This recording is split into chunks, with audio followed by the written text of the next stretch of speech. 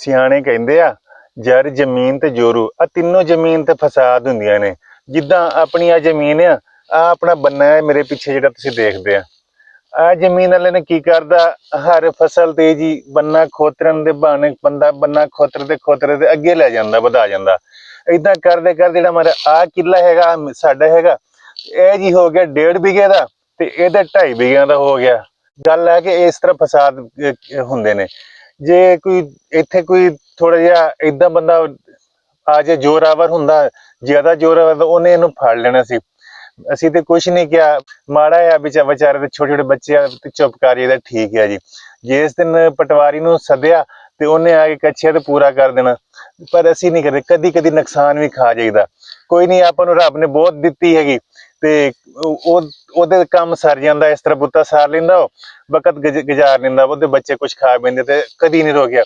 ਮੈਂ ਤੇ ਇਹ ਸੋਚਿਆ ਜੇਕਰ ਜ਼ਮੀਨ ਏਦਾਂ ਕਰਦੇ ਕਰਦੇ ਇਹਦੇ ਵਿਗਾ ਮੇਰਾ ਹੋਰ ਵੀ ਮਰ ਲਿਆ ਨਾ ਤੇ ਮੈਂ ਫਿਰ ਵੀ ਇਹਨੂੰ ਕੁਛ ਨਹੀਂ ਕਹਿਣਾ ਕਿ ਚੱਲ ਉਹ ਆਪਣੇ ਵੱਲੋਂ ਤੇ ਦਿਖਾਉਂਦਾ ਕਿ ਬਹੁਤ ਹੀ ਉਹ ਆਪਣਾ ਚਲਾਕ ਬਣਿਆ ਪਰ ਨਜ਼ਰ ਆਉਂਦਾ ਆ।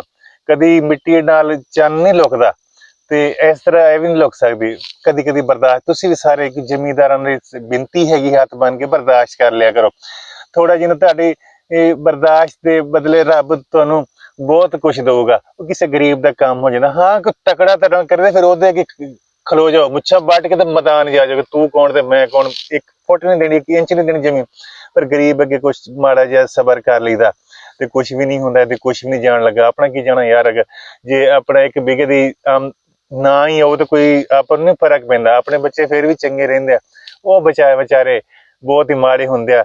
ਉਹ ਗੱਡ ਵਾਹੁੰਦਾ ਆ ਸਾਰਾ ਦਿਨ ਤੇ ਆਪਣਾ ਕੰਮ ਕਰਦਾ। ਕਿੱਲਾ 2 ਕਿੱਲੇ ਉਹਦੀ ਜ਼ਮੀਨ ਹੈਗੀ ਤੇ ਉਹਨੂੰ ਉਹ ਵਧਾਉਂਦਾ ਕੋਈ ਗੱਲ ਨਹੀਂ ਹੁੰਦੀ ਇਹਦੇ।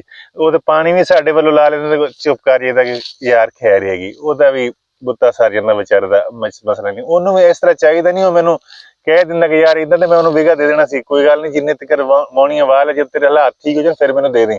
ਪਰ ਉਹ ਵੀ ਮੈਨੂੰ ਨਹੀਂ ਕਹਿੰਦਾ ਸ਼ਰਮ ਮਾਰੇ ਨਹੀਂ ਕਹਿੰਦਾ ਹੁਣ ਨਹੀਂ ਮੰਗਣਾ ਚਾਹੁੰਦਾ। ਪਰ ਉਹਨੂੰ ਵੀ ਪਤਾ ਹੈ ਕਿ ਆ ਛੋਟਾ ਕਿੱਲਾ ਹੋ ਗਿਆ ਤੇ ਮੇਰਾ ਵੱਡਾ ਹੋ ਗਿਆ ਉਹਨੂੰ ਵੀ ਪਤਾ ਹੁੰਦਾ ਪਰ ਵਿਚਾਰਾ ਨਹੀਂ ਕਹਿੰਦਾ ਕੋਈ ਗੱਲ ਨਹੀਂ ਹੈ। ਤੇ ਤੁਹਾਡੇ ਵੀ ਮੇਰੀ ਇਹੀ ਬੇਨਤੀ ਹੈਗੀ ਜੀ ਕਿ ਤੁਸੀਂ ਵੀ ਸਬਰ ਕਰਿਆ ਕਰੋ। ਸਬਰ ਨਾਲ ਰੱਬ ਗੱਲ ਹੈ ਕਿ ਉਹਦੇ 2.5 ਕਿੱਲੇ ਦੀ ਫਸਲ ਤੇ ਮੇਰੀ 1.5 ਵਿਗੇ ਦੀ ਬਰਾਬਰ ਹੁੰਦੀ ਆ।